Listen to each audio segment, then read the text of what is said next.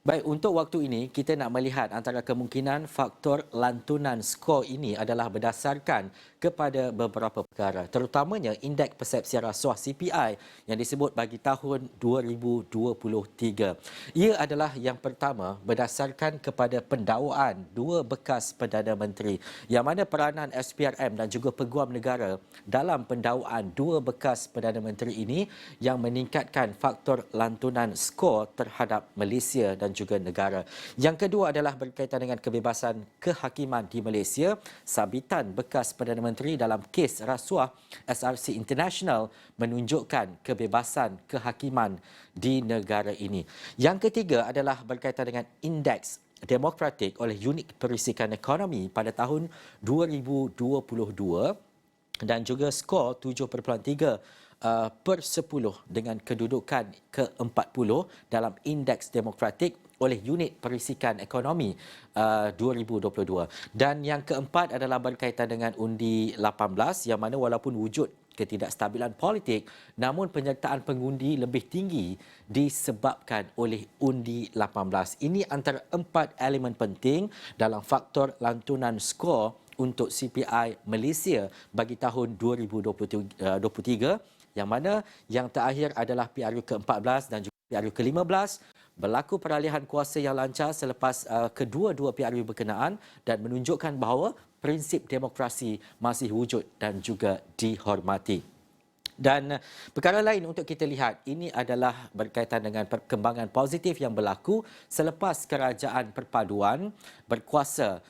Perkara berikut merupakan telah dan juga menjadi perhatian. Antara tiga perkaranya adalah meningkatkan kod tadbir urus negara, yang mana kalau kita lihat bahawa arahan Perdana Menteri untuk meningkatkan kod tadbir urus negara menyumbang kepada perkembangan positif selepas kerajaan perpaduan mengambil alih. Yang kedua adalah siasatan semasa mengenai kekayaan bekas ahli politik yang tidak didedahkan, dan juga yang terakhir ialah berkaitan dengan skor sasaran CPI kebangsaan, penetapan skor sasaran CPI kebangsaan dalam 10 tahun bertujuan untuk mencapai kedudukan global 25 tahun dan ke atas. Okey. Walau bagaimanapun, kelemahan kalau kita lihat juga harus dititik beratkan, terutamanya berkaitan dengan kemajuan yang dilihat tiada perkembangan atau kekurangan pembaharuan institusi.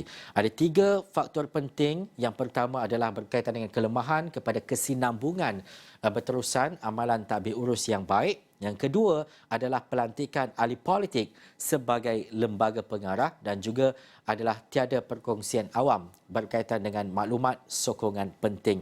Ini antara faktor-faktor besar yang mempengaruhi kepada kekurangan pembaharuan institusi dalam indeks rasuah di Malaysia atau CPI 2023. Berdasarkan kepada interpretasi dan juga elemen-elemen penting yang kita dapat saksikan bahawa perkembangan semasa terutamanya dalam kerajaan perpaduan hari ini menyumbang kepada kenaikan skor daripada sebelum ini, daripada tahun 2022 kepada tahun 2023. Dan ini antara faktor-faktor penting yang perlu kita nilai dan juga kita fahami berkaitan dengan hal dan juga isu terbabit. Baik.